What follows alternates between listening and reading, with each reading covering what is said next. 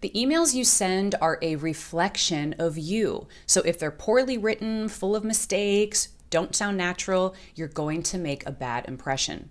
On the other hand, if you're using common business language and professional vocabulary, well, you're going to come off as professional as well, right? So in this video, I'm going to give you 5 very simple phrases that you can use to elevate your English, and that will help you to make a positive professional impression with every email you send. All right, phrase number 1. Now, this is one of my personal go-to phrases that I use in my emails. I'm reaching out to. I'm reaching out to. We use this phrase in the beginning of our emails, usually right after the salutation, and it means this is the reason I'm writing. It's a polite way to dive into exactly what you need without wasting any time. Let's look at some examples here. I'm reaching out to schedule a meeting regarding the upcoming product launch. I'm reaching out to explore a possible collaboration between our companies. Important to know, this is only appropriate if you're initiating contact, if you're the one writing first. If you've already been going back and forth with somebody, this won't make sense. Phrase number 2, as discussed. As discussed. This means according to our conversation. And we also use this phrase usually at the beginning of an email. So here we're referencing a conversation that we've already had with this person. And it's very often used when we're attaching something to an email. For example, as discussed, attached you'll find the Q1 sales numbers.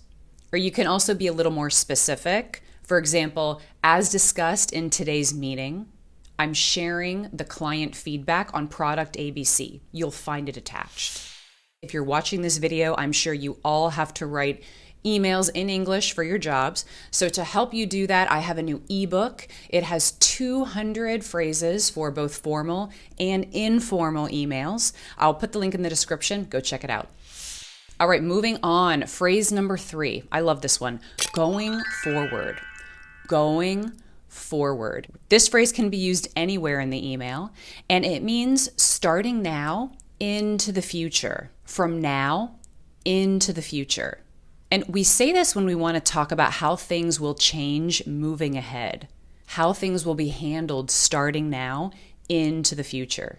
And this phrase is often used when we're talking about implementing new policies or new procedures.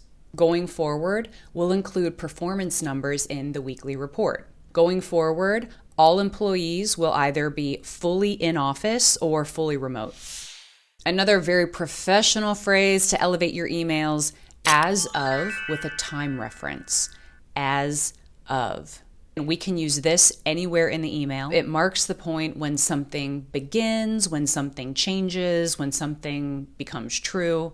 It helps communicate the status of things, how things are performing, how things are changing, which is why we often use it when we're sharing updates. For example, as of yesterday, 80% of the survey responses had been received.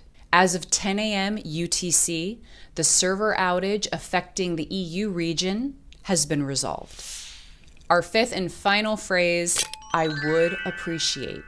I would appreciate. Now, this phrase is used at the end of an email usually because it's more of a call to action, and it's a polite, professional way to make a request. It's more respectful than a direct command. Let's look at some examples. I would appreciate your feedback by Friday. So I would appreciate, then we're following that with the direct object, which is your feedback.